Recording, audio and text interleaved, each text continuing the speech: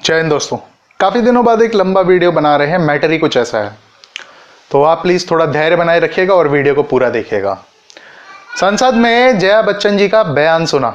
जया जी को बड़ी तकलीफ हो रही है कि किसी ने ड्रग खोर बॉलीवुड पे उंगली उठा दी।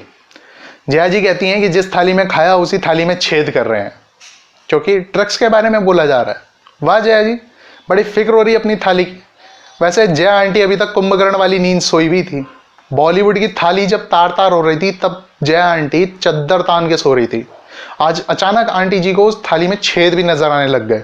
इंडस्ट्री के 2 लोग मरे हुए पाए गए जिनका आज तक पता नहीं लग पाया है कि वो आत्महत्या थी या हत्या।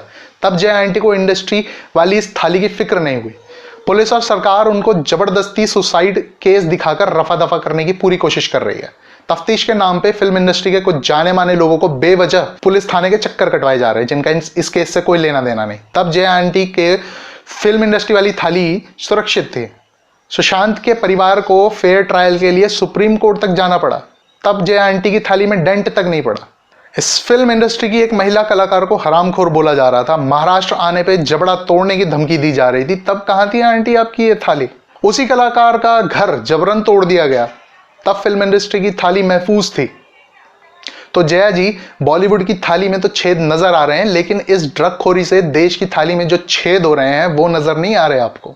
आज ये थाली की चिंता इसलिए हुई क्योंकि इस केस की आंच अब इनके खानदानों तक पहुंच रही है। सारा अली खान तो बस इस लिस्ट में एक पहला नाम है, आगे तो बहुत नाम आने बाकी हैं। तभी तो जया आंटी को इतना गुस्सा आया हुआ है। दूसरों के बच्चे मरते हैं तब ये मुंह में दही जमाए बैठे रहते हैं। अपने नालायक ड्रग खोर बिगड़ी औलादों पे जब आंच आई तो चीख निकल गई। और ये क्या राग छेड़ देते हो बार बार कि फिल्म इंडस्ट्री को बदनाम किया जा रहा है? क्या बदनाम किया जा रहा है? संजय दत्त, फरदीन खान, हनी सिंह और पता नहीं कौन कौन, इन सब के बारे में पूरी दुनिया को पता है। और जब फिल्म इंडस्ट्री उड़ता पंजाब जैसी फिल्म बना के पूरे स्टेट की धज्जियां उड़ा रही थी तो उसकी इज्जत का क्या? आपकी इज्जत, दूसरों की इज्जत कुछ नहीं। कुल मिला के ये फिल्म इंडस्ट्री की इज्जत वाला ढोल कहीं और जाके बजाइए। We are not interested. और फिल्म इंडस्ट्री और उसके कुछ स्थापित परिवारों के लिए तो आपकी निष्ठा पूरी है, पर इस देश के प्रति कोई निष्ठा, जिम्मेदारी है आपकी या नहीं? आज बता ही दीजिए। सांसद होने के नाते, इस देश का नागरिक होने के नाते आपके लिए क्या बड़ा है, बॉलीवुड या देश? जया आंटी कहती है कि फिल्म इंडस्ट्री को प्रोटेक्शन चाहिए। किस चीज का प्रोटेक्शन? दरअसल आंटी जी चाहती हैं कि फिल्म इंडस्ट्री की बिगड़ी औलादों को खुलेआम ड्रग्स लेने और खरीदने दिया जाए। यही सोच होगी उनकी उसके पीछे। उनको कुछ कहा ना जाए, उनसे कुछ पूछा ना जाए। क्या आंटी जी, आप तो सीधा हुक्म करिए। हैं? उनको हाथ लगाना तो दूर, बल्कि मैं तो ये कहता हूं कि आपकी बिगड़ी औलादों की ड्रग्स की सप्लाई करने की जिम्मेदारी भी सरकार को उठानी चाहिए। नहीं, हक बनता है आपका। इतना एंटरटेन जो किया है, और एंटरटेन करने के लिए आपने पैसे भी नहीं लिए हैं। आपके कर्जों तले डूबे हुए हैं पूरी भारत की जनता। पता नहीं इस जन्म में आपका कर्ज चुका पाएंगे या नहीं। ये देश की सरकारें सब आपकी औलादों के लिए तो हैं। आप तो बस हुक्म कीजिए। ये प्रोटेक्शन क्या मांग रही हैं? वैसे आजकल कुछ ज्ञानी लोग बड़ा हाई लेवल का ज्ञान पेल रहे हैं। गुस्सा भी आता है और हंसी भी आती है सुन के।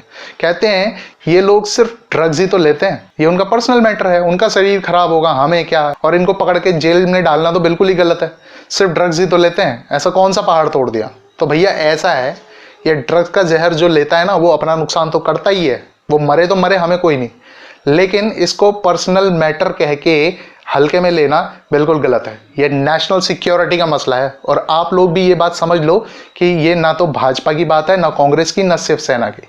ये बात है भारत की। ये ड्रग्स का जहर जो पूरे देश में दीमक की तरह फैला हुआ है। ये बात किसको नहीं पता कि आज भारत में ड्रग्स माफिया का पूरा कंट्रोल दाऊद का है, और ड्रग्स तस्करी का सारा पैसा दाऊद के जरिए जिहादी तंजीमों तक पहुंचता है। उस पैसे से वो हथियार RDX खरीदते हैं और फिर वही बारूद हम पे मौत बन के बरसता है। ये बात हर किसी की समझ में आती है, तो क्या इन लोगों की समझ में नहीं आती है? या देश से गद्दारी का कोई बीड़ा उठाया हुआ है? हमारा तो ये मानना है कि इस मामले में जरा सी भी ढिलाई नहीं होनी चाहिए, और जो कोई कितना भी बड़ा खानदान का बेटा या बेटी हो, सबको जेल में डालो। अगर कोई आम आदमी ड्रग्स लेते हुए पकड़ा जाता है, उसके साथ जो बर्ताव होता है वही इनके साथ होना चाहिए। और ये फिल्म इंडस्ट्री को प्रोटेक्ट करने का नाटक सब बकवास है। जो इस देश के आम नागरिक के अधिकार और कर्तव्य हैं वही आपके भी हैं, न कम न ज्यादा। आप लोग कोई आसमान से नहीं उतरे हैं जो आपको अलग से ट्रीटमेंट दिया जाएगा। और वैसे भी अगर इस थाली में इतने ही ड्रग्स भरा पड़ा है और देशद्रोह की भावना है, तो इसमें छेद ही नहीं बल्कि इस पूरी थाली को नामो निशान मिटा देना चाहिए। हमें नहीं चाहिए ऐसा एंटरटेनमेंट। अगर इनके मन में देश के कानून और संविधान के लिए कोई इज्जत नहीं है तो इससे अच्छा है कि इंडस्ट्री पे ताला लगा दिया जाए।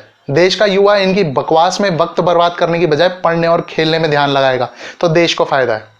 और इजराइल जैसे देशों में ऐसी कोई बड़ी फिल्म इंडस्ट्री नहीं है तो वो मर नहीं रहे, बल्कि हमसे एक दो कदम आगे ही हैं। इस बॉलीवुड की हरामखोरी पे आपकी क्या राय है कमेंट करके जरूर बताएं, और जाने से पहले सब्सक्राइब जरूर कर लो और एक ये बेल आइकन जरूर दबाओ। आप ये घंटा बजाते रहिए, हम देशद्रोहियों को बजाते रहेंगे।